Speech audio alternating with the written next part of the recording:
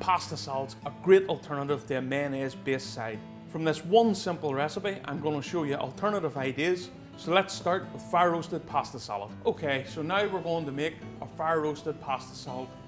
You will need red sauce's fire roasted tomato, sun blushed tomatoes, olives that have been halved and pitted, and some pasta. Using penne pasta here, it's been cooked with a wee bit of bite left in it.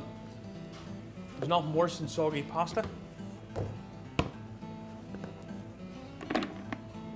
As you can see, this is quite an easy recipe. Very simple to follow. Take your penne pasta, drop in your sun blushed tomato, your olives that you've pre-done. Quite simply,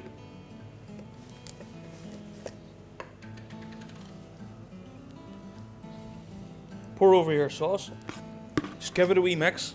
What will happen is over the next 24 hours the pasta will start to absorb all that moisture, so it won't be as wet as you initially make it.